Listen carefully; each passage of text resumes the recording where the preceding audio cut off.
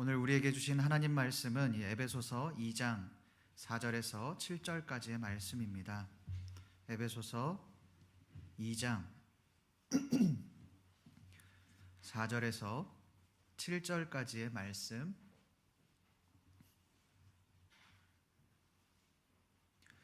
저와 여러분들이 한 절씩 교독하시겠습니다. 긍휼이 풍성하신 하나님이 우리를 사랑하신 그 큰 사랑을 인하여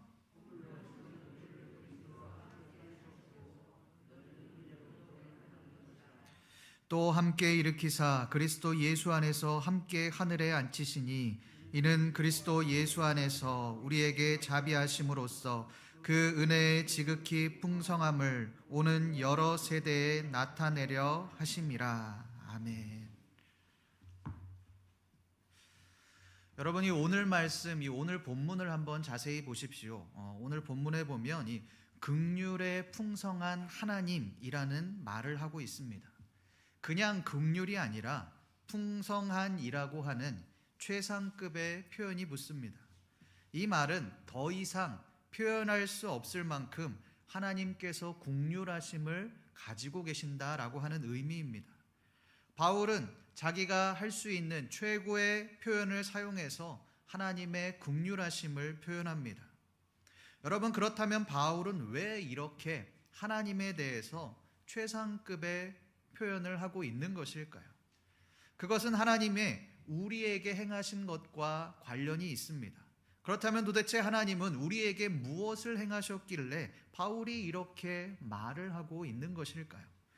그것을 알기 위해서 우리가 지난주 말씀을 한번 살펴보겠습니다. 우리 에베소서 2장 3절 말씀을 함께 읽어보겠습니다. 시작.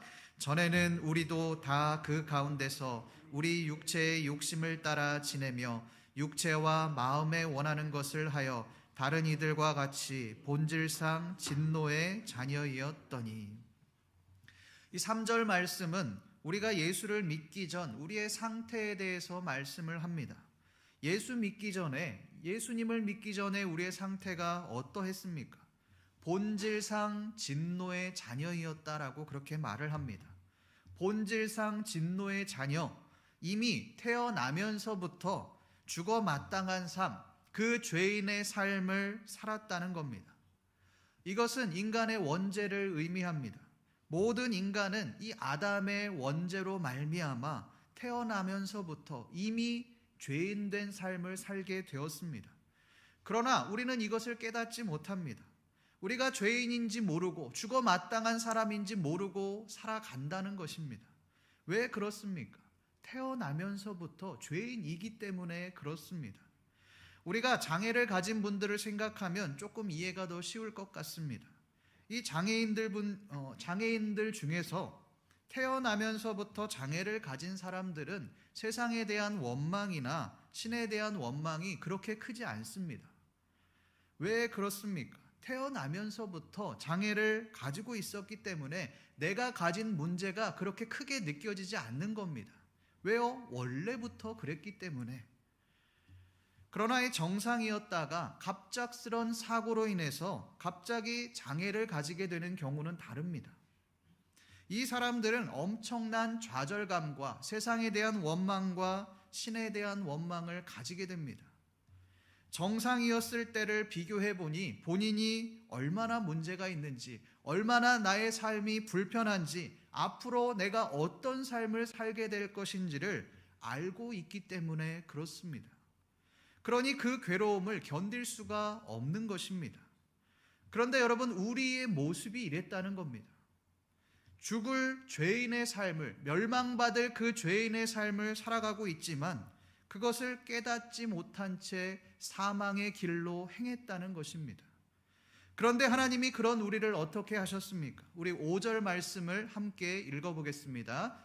시작. 허물로 죽은 우리를 함께 살리셨고 너희는 은혜로 구원을 받은 것이라. 바울이 이 긍휼의 풍성하심이라는 말을 사용한 이유는 죽어 마땅한 죽을 우리를 하나님께서 살리셨기 때문에 그렇습니다. 우리는 멸망받을 그 죄인의 삶을 살아가면서도 그것이 얼마나 악한지 모르고 그렇게 살아왔습니다. 그런데 하나님께서 우리에게 긍휼을 베풀어 주심으로 우리를 죽음에서 생명으로 다시 살리셨다라고 하는 것입니다. 그렇다면 여기에는 긍휼이라는 말보다는 사랑이라는 말이 더 어울릴 것 같습니다. 그런데 바울은 사랑이라는 말을 사용하는 것이 아니라 하나님의 긍휼이라는 말을 사용합니다. 왜 바울은 이 긍휼이라는 말을 사용하고 있을까요? 그것을 알기 위해서 우리가 긍휼의 뜻을 한번 알아보겠습니다. 이 긍휼이라고 하는 말은 영어로 compassion, 연민, 동정심이라는 뜻입니다. 우리가 긍휼하면 무엇부터 생각을 합니까? 불쌍히 여기는 마음입니다. 연민과 동정심의 마음을 떠올립니다. 그러나 이 원어적으로 이 긍휼이라는 뜻은 그런 뜻이 아닙니다. 전혀 다른 뜻입니다. 원어적으로 이 긍휼이라는 뜻은 창자가 끊어지는 것 같은 고통이라는 뜻입니다. 우리가 알고 있는 것과 완전히 다른 의미입니다. 불쌍한 사람들에게 연민을 가진다, 그런 뜻이 아닙니다.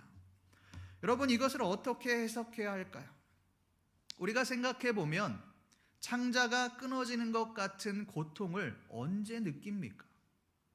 누군가 나를 죽을 만큼 괴롭게 할 때, 그때 이만한 고통을 우리가 느낄 겁니다. 나를 대적하는 사람이 나를 힘들게 하고 나를 무너뜨릴 때 우리는 너무나도 괴로움을 느낍니다. 그래서 너무나도 괴로워서 창자가 끊어지는 것 같은 그런 괴로움을 느끼게 되는 것입니다. 그때 우리가 우리를 괴롭게 하는 그 원수들, 그 대적들을 향해서 우리가 쏟아버리고 복수하면 마음이 좀 후련해지겠죠. 그런데 그렇지 못하고 참고 또 참아야 하는 그런 상황이라면 죽을 만큼 괴롭고 창자가 꼬이고 끊어질 만한 그런 괴로움이 우리에게 임할 겁니다. 이런 개념으로 이 긍휼이라는 말은 나와 반대되는, 나를 괴롭게 하는 그 원수들을 향해서 복수하지 않는 것, 화를 내지 않는 것, 되돌려주지 않는 것, 그것을 의미합니다. 그것을 넘어서 원수를 용서하고 나를 괴롭게 하는 그 사람을 사랑하는 데까지 나아가는 것, 그것이 긍휼이라고 할 수 있습니다. 여러분, 다윗을 한번 보십시오. 우리 사무엘상 24장 6절 말씀을 함께 읽어보겠습니다. 시작. 자기 사람들에게 이르되 내가 손을 들어 여호와의 기름 부음을 받은 내 주를 치는 것은 여호와께서 금하시는 것이니 그는 여호와의 기름 부음을 받은 자가 됨이니라 하고. 다윗은 자신을 내내 매일매일 매 순간순간 자기를 죽이려고 했던 그 사울에게 복수할 수 있는 기회가 드디어 찾아왔습니다. 다윗이 숨어있던 그 동굴에 사울이 볼일을 보러 들어온 겁니다. 여러분, 복수하기에, 되돌려주기에 이것보다 좋은 그런 환경이 어디 있습니까? 사울은 아무런 저항을 하지 못하는 그런 상태입니다.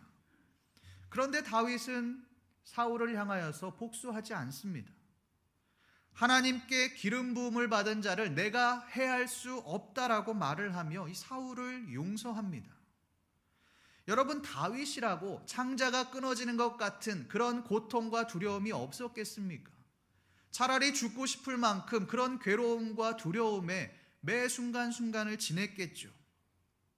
제사장의 떡을 먹으며 율법을 어기고 또 블레셋 왕 앞에서 침을 흘리며 미친 채 할 때 내가 도대체 뭐하고 살고 있나, 차라리 죽었으면 좋겠다, 이런 생각 안 했겠습니까? 했겠죠. 사울을 향하여서 복수하고 싶다, 이런 생각도 했겠죠. 그러나 다윗은 사울을 향하여서 복수하지 않습니다. 사울을 용서합니다. 이것을 하는 데까지는 말할 수 없는, 견딜 수 없는 그 고통과 고뇌와 번뇌가 있었을 것입니다. 그러나 다윗은 그 대적 사울을 용서합니다. 이것이 바로 긍휼의 마음입니다. 프레드릭 부셔너는 이 긍휼에 대해서 이렇게 말을 합니다. 긍휼은 다른 누군가를 깊이 생각하고 느끼게 하는데 꼭 필요한 감정적 능력이다. 상대에게 평화의 기쁨이 있을 때에야 비로소 나에게도 진정한 평화와 기쁨이 존재할 수 있다는 깨달음이다.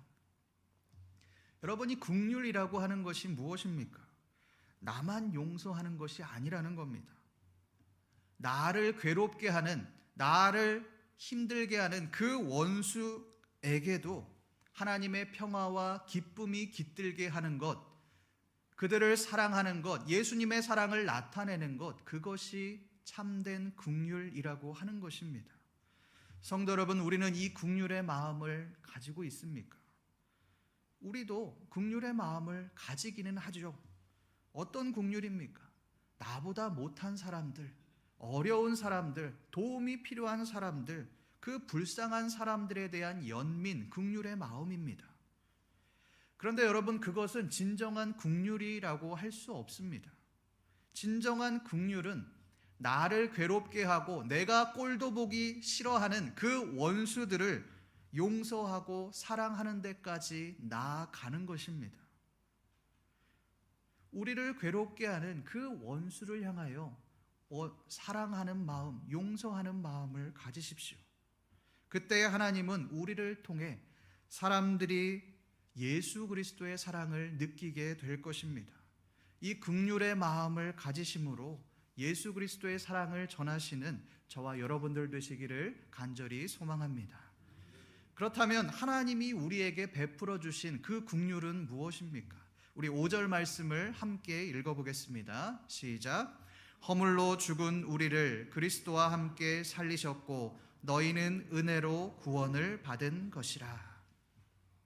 여러분, 지난 말씀에서 허물이 뭐라고 말씀했습니까? 하나님의 영역을 위반하고 침범하는 것이 허물이다라고 그렇게 말씀드렸습니다. 쉽게 말하면 하나님의 자리를 내가 차지한 것, 그것이 우리의 죄, 허물이라는 것입니다. 창세기 3장에서 아담과 하와는 선악과를 따먹었습니다. 선악과를 따먹고 난 이후에 그들에게 어떤 일이 일어났습니까? 그들의 눈이 밝아졌습니다. 영어 성경으로 보면 그것을 눈이 떠졌다라고 그렇게 표현을 합니다. 눈이 떠졌다라고 하는 것은 긍정적인 의미가 아닙니다. 부정적인 의미입니다. 하나님의 눈이 아니라 이제는 내 눈으로 보게 되었다는 겁니다. 하나님께서 말씀하시는 그 눈으로 보는 것이 아니라 내가 보고 싶은 것들을 보고 내 마음대로 보는 눈이 생겼다는 겁니다. 이 말은 하나님의 자리를 내가 침범하게 되었다는 말입니다. 피조물이 조물주의 자리를 침범했습니다. 그렇다면 이 피조물은 피조물로서의 가치를 상실한 겁니다. 존재 가치를 잃어버린 겁니다. 존재 가치를 잃어버린 그런 피조물은 폐기당해야만 마땅합니다. 죽어야 합니다. 그러나 하나님은 죽어 마땅한 우리를 다시 살리셨습니다. 말씀은 그것을 은혜라고 그렇게 표현합니다. 은혜, 갚을 수 없는 그 사랑을 우리가 입었다는 것입니다. 이것이 바로 하나님이 우리에게 베푸신 그 긍휼입니다. 두 번째 긍휼을 보겠습니다. 우리 다 같이 6절 말씀을 함께 읽어보겠습니다. 시작. 또 함께 일으키사 그리스도 예수 안에서 함께 하늘에 앉히시니. 또 함께 일으키사라고 그렇게 말씀합니다. 그리고 함께 하늘에 앉으셨다라고 그렇게 말을 합니다. 함께가 두 번이 나옵니다. 또 5절 말씀에도 보면 함께라고 그렇게 말을 합니다. 이 함께라는 표현을 쓸 때 누구와 함께라고 말을 합니까? 그리스도 예수입니다. 그리스도 예수와 함께 일으키셨고 그리스도 예수와 함께 하늘에 앉히셨다라고 그렇게 말씀합니다. 여러분, 과연 이 말씀이 무슨 말일까요? 그리스도 예수를 죽음에서 부활하신 그 살리신 것 같이 우리도 함께 죽음에서 생명으로 살리셨다는 겁니다. 그것을 어떻게 알 수 있느냐? 예수 그리스도의 부활이 우리를 살리신 증거라는 것입니다. 여러분, 예수님의 부활을 믿으십니까? 진짜 우리 마음 깊이 그것을 믿고 계십니까? 예수님의 부활은 누구도 부정할 수 없는 그런 진실입니다. 왜 그렇습니까? 예수님의 부활이 없다면 우리가 신앙생활을 할 이유가 없는 겁니다. 예수님이 부활하지 않으셨다면 우리의 신앙과 믿음은 다 헛것이 되는 겁니다. 거짓이 되어지는 겁니다. 이 예수님의 부활이 진리이고 진실이듯이 우리가 죽음에서 살게 된 것, 생명으로 살리심을 받게 된 것, 그것 또한 명백한 진실이라는 겁니다. 이것이 함께 일으키사의 의미입니다. 그리고 또 뭐라고 말씀합니까? 예수 안에서 함께 하늘에 앉히시니라고 그렇게 말씀합니다. 예수님께서 부활하신 이후에 어떻게 되셨습니까? 제자들과 사람들에게 나타나신 후에 하늘로 승천하셨습니다. 말씀에 보면 하늘 보좌에 앉으셨다라고 그렇게 말씀합니다. 예수님이 하늘로 승천하시고 또 하늘 보좌에, 천국 보좌에 앉으신 이유는 예수님이 능력이 있어서가 아닙니다. 예수님이 기적을 많이 행하셨기 때문에 그만한 능력이 있어서 그 자리에 앉으신 것이 아닙니다. 예수님이 하늘 보좌에 앉으신 이유는 한 가지입니다. 예수님이 하나님의 아들이기 때문입니다. 그런데 우리가 예수님과 함께 하늘 보좌에 앉게 되었다는 것입니다. 여러분, 이 말은 예수님이 하나님의 아들인 것처럼 우리 또한 하나님의 자녀가 되었다는 것을 의미합니다. 여러분, 어떻게 온 천지 만물을 지으신 창조주 되시는 그 하나님이 어떻게 우리의 아버지가 되십니까? 100번 양보해도 하나님과 우리와의 관계는 주인과 종의 관계밖에 될 수 없습니다. 그런데 하나님은 그런 우리를 종이 아니라 하나님의 자녀로 삼으셨다라고 그렇게 말씀합니다. 여러분, 이것은 있을 수 없는 일입니다. 120만 명의 구독자를 지닌 니키 필리피라고 하는 유튜버의 기사를 보았습니다. 이 사람에게는 새끼 때부터 약 9년간 키운 그 반려견이 있었는데 그 반려견을 정말 자식처럼 사랑했다고 합니다. 그런데 어느 날 이 반려견이 자신의 아들의 얼굴을 물어버렸습니다. 다행히 아들의 목숨은 건지게 되었고 얼굴에 상처 자국이 조금 남아있는 걸로 그쳤지만 이 유튜버는 자신의 아들을 문 그 반려견을 안락사시켜 버렸습니다. 이것으로 많은 사람들의 논쟁이 일었습니다. 그러나 여러분, 이것이 의미하는 바가 무엇이겠습니까? 아무리 강아지를 사랑하고 아껴도 내 자녀처럼 애지중지해도 실제 내 아들보다는 소중할 수 없는 겁니다. 그러니 내 아들을 문 반려견을 안락사 시킬 수밖에 없는 겁니다. 여러분, 이것이 세상의 이치입니다. 우리도 반려견과 마찬가지입니다. 아니, 반려견은 물기만 했죠. 우리는 예수님을 십자가에 못 박은 사람들입니다. 예수님을 죽인 사람들이 바로 우리입니다. 예수님은 유대인들 때문에 돌아가신 것이 아닙니다. 우리의 죄 때문에 십자가에 못 박혀 돌아가신 것입니다. 그러면 우리 또한 그 반려견처럼 죽어 마땅합니다. 아니, 이 세상에서 없어져야 하는 그런 존재입니다. 피조물인 우리가 어떻게 하나님의 영역을 침범하고 예수 그리스도를 십자가에 못 박을 수 있습니까? 그런데 하나님은 죽어 마땅한 우리를 살리시고 예수님과 같이 하늘 보좌에 올려주셨습니다. 자격 없는 우리를 하나님의 자녀로 삼아주셨습니다. 이것이 바로 우리를 향한 하나님의 긍휼하심이라고 할 수 있습니다. 성도 여러분, 예수님의 십자가 죽음은 그냥 죽음이 아닙니다. 우리를 살리기 위한 죽음입니다. 하나님은 우리를 죽음에서 살리셨습니다. 자격 없는 우리를 너는 내 아들이다, 너는 내 딸이다 그렇게 말씀하시며 하나님의 자녀로 삼아 주셨습니다. 이것이 바로 바울이 오늘 말씀에서 우리에게 말하고자 하는 그런 메시지입니다. 너희의 구원은 그냥 주어진 것이 아니다. 그냥 되어진 것이 아니다. 오직 하나님의 은혜로 되어진 것이다. 예수 그리스도는 너희를 구원하기 위해 생명을 십자가에서 바쳤다. 이것이 너희가 지금 받고 있는 구원이다. 이 말씀을 하고 있는 겁니다. 여러분, 하나님께서 우리를 이렇게까지 사랑하시고 이렇게까지 희생하셔서 구원하신 이유가 무엇이겠습니까? 우리 7절 말씀을 함께 읽어보겠습니다. 시작. 이는 그리스도 예수 안에서 우리에게 자비하심으로써 그 은혜의 지극히 풍성함을 오는 여러 세대에 나타내려 하심이라. 그 은혜의 지극히 풍성함을 오는 여러 세대에 나타내려 하심이라. 그 은혜, 우리를 구원하신 그 은혜가 얼마나 큰지 나타내기 위해서 하나님이 우리에게 긍휼하심을 주셨다는 겁니다. 그런데 보십시오. 누구에게 나타낸다고 말을 합니까? 여러 세대입니다. 이 여러 세대의 뜻을 보면 coming age, 다가올 여러 세대들입니다. 그렇다면 여기에서 여러 세대는 단순한 여러 세대들이 아니라 다가올 모든 세대들을 말을 하고 있는 것입니다.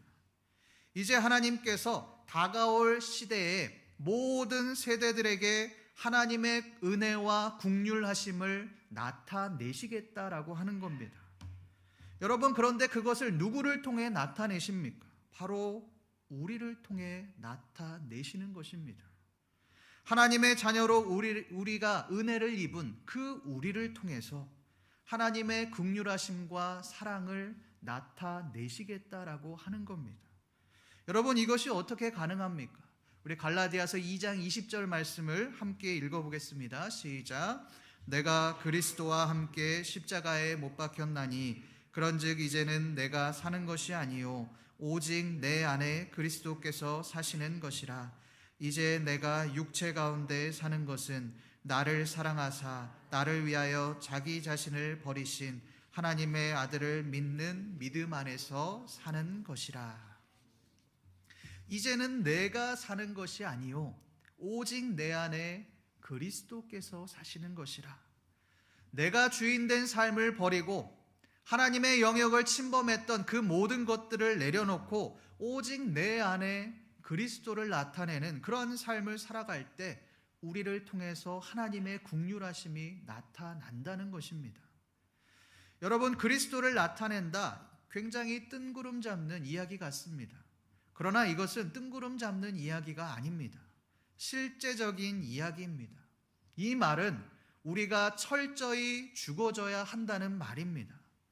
나의 주인이 내가 아니라 예수 그리스도가 되어져야 한다는 말입니다. 여러분, 우리가 삶을 살아갈 때 어디에 대부분 초점을 맞춥니까? 나에게 초점을 맞춥니다. 내가 원하는 것이 무엇인가? 내가 하고 싶은 것이 무엇인가? 이것에 초점을 맞춥니다. 그러나 그 삶은 그리스도가 주인된 삶을 사는 것이 아니라 내가 주인된 그런 삶을 살아가는 것입니다. 그리스도가 사는 삶은 내가 원하는 것을 이루는 삶이 아닙니다. 예수 그리스도가 원하는 삶을 살아가는 것입니다. 하나님이 원하는 삶을 살아내는 것입니다. 예수님이라면 어떻게 하실까? 하나님이 나에게 원하는 것이 무엇일까? 이것에 초점을 두고 살아가야 하는 것입니다. 그렇게 살게 되면 우리가 하나님을 드러낼 수밖에 없습니다. 예수 그리스도의 사랑을 나타낼 수밖에 없습니다. 그때 우리는 여러 세대, 많은 사람들 앞에서 하나님의 은혜가 나타나는 삶을 살아가게 되어 있는 것입니다. 사람들이 우리를 보며 하나님의 살아계심과 그 사랑을 깨닫게 되어 있는 것입니다. 김영호 목사님이라고 하는 이 은퇴 목회자 분이 계십니다. 이분은 평생을 목회에 전념을 해오셨지만 3년 전에 간 질환 악화로 더 이상 설교를 할 수 없어 강단에서 내려와야만 했습니다. 2018년도에 1차로 암 수술을 했는데 그것이 재발하는 바람에 이식을 받아야지만 살 수 있는 그런 상황에 처했습니다. 간 이식에 적격한 사람을 찾아보니 유일하게 한 사람, 손자만 그것에 해당이 되었습니다. 이 손자는 이 총신대 신학과 2학년에 재학 중인 그런 신학생이었습니다. 여러분, 우리가 만약에 손자라면 어떻게 하시겠습니까? 아무리 신학생이어도 고민하겠죠. 내가 이것을 잘할 수 있을까? 과연 이게 맞나? 주저주저 하겠죠. 그러나 이 손자는 주저함 없이 휴학계를 내고 할아버지를 위해서 자신의 간 60%를 떼어주었습니다. 그런데 이 손자의 인터뷰가 굉장히 인상적입니다. 이 언론사와의 인터뷰에서 이 손자는 이렇게 말을 합니다. 저는 태어나자마자 부모가 이혼했지만 그 빈자리에는 조부모님이 계셨어요. 어린 시절을 회상해 보면 가족 나들이 때 할아버지, 할머니 사이에서 팔짱을 끼고 다녔던 그 기억이 선합니다. 항상 함께 해주신 할아버지 덕에 엄마의 빈자리는 거의 느끼지 못했습니다. 그리고 나서 이 청년이 이렇게 말을 합니다. 할아버지는 매사 어떻게 해야 하나님을 더 기쁘게 할 수 있을까? 그렇게 고민하시며 저에게 묻곤 하셨습니다. 한 영혼을 최선을 다해 사랑하셨고 맡겨진 일에 최선을 다하셨던 그 할아버지 목사님이 너무나도 자랑스럽습니다. 저는 할아버지와 같은 목회자가 되고 싶습니다.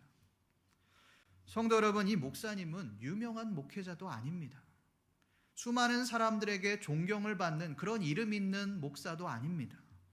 그러나 한 영혼을 천하보다 귀하게 여기는 그 긍휼의 마음과 어떻게 해야 하나님을 더 기쁘게 할 수 있을까? 하나님이 나에게 원하시는 것이 무엇인가? 그 고민하는 마음이 손자의 마음을 움직였습니다. 할아버지의 믿음을 통해 하나님의 긍휼하심과 사랑을 느끼게 되었습니다. 그 믿음이, 그 사랑이, 그 긍휼이 가장 사랑하는 손자가 목회자, 사명자가 되는 가장 결정적인 요인이 되었습니다. 성도 여러분, 이것이 하나님의 지극히 풍성하심을 여러 세대에 나타내는 그런 삶입니다. 여러분, 우리는 하나님의 큰 사랑을 입은 자들입니다. 그렇다면 그 사랑을 나타내는 자가 되어야 하지 않겠습니까? 언제까지 나만을 위해서만 살아가겠습니까? 하나님의 은혜의 지극히 풍성하심을 나타내는 여러분들 되기를 소망합니다. 철저히 하나님을 위해서 살아가십시오. 나를 위해서 살아가는 것이 아니라, 내가 주인 되는 삶을 살아가는 것이 아니라 하나님이 주인 된 삶을 살아가십시오. 그때의 사람들은 우리를 통해 긍휼의 하나님, 사랑의 하나님을 만나게 될 것입니다. 오늘 말씀에서 이 허물과 죄로 죽었던 우리를 살리신 그 하나님의 은혜를 기억하며 사순절 기간 우리를 위해 살아가는 것이 아니라 오직 하나님을 위해 하나님의 은혜를 나타내며 하나님의 나라를 위해 살아가심으로 긍휼하심을 사람들에게 나타내시는 신림교회 모든 성도님들 되시기를 간절히 소망합니다. 기도하겠습니다. 하나님 아버지, 바울의 말씀을 통하여서 우리가 우리 자신을 되돌아보게 하시니 감사합니다. 하나님, 갚을 수 없는 그 은혜를 우리가 입었으니, 그 긍휼하심을 받았으니 우리 또한 하나님을 알지 못하는 자들에게 그 긍휼하심을 나타내는 자가 되게 하여 주시옵소서. 오직 나를 위해 살아가지 않고 하나님을 위해 살아감으로 우리를 통해 하나님의 역사와 은혜가 증거되는 귀한 삶을 살아가게 하여 주시옵소서. 감사드리며 살아계신 우리 주 예수 그리스도의 이름으로 기도드립니다. 아멘.